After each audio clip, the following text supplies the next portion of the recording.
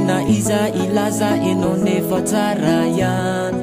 na hoe anaratsy de hitapatapa de aza enona zany matkisy anao valeur fa mbola ho avy ny anjara ny tsara kotsilany raha molety gasikara aza morakivy aza mba manaritoke androany anao nona farapitsy de vahoky resaka fitiavana le izy fa tsy kaly fiofitiavana io ne mampifaly sady mampijaly ka maherezy anao ary mitraka fa ny masoandronao mbola miratra ka maherezy anao ary mitraka fa ny masoandronao mbola miratra ka de hompandresy anao ka de hompandresy anao raha ho avy ilay fotoany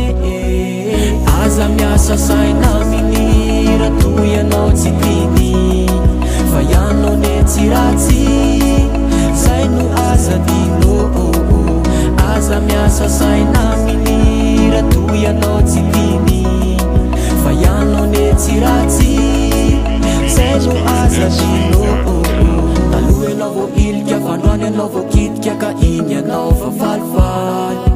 izy mitalao sady tena hoe mesista apatsy ivon'io maly hoe taloha anao nity nefa tsy nasisiry ankehitriny kosa anjaranao mamila fily mitody mety misy fa ny atao anomby tsara matoko lefitiny rava efa tsy ho anjara aza mba mesista fitio atsy de reny raha toy anao manelona ne ka fandraijereny zay natonga androany ka ny anao atara loatra tamin'izy ty anao tsy nainanararoatra ditranao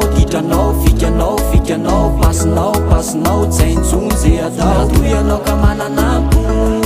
aza very mitsono aza miasa saina minira toy anao tsy tiny fa ianao ne tsy ratsy zay no aza dino aza miasa saina minira toy anao tsy tiny fa ianao ne tsy ratsy zay no aza dino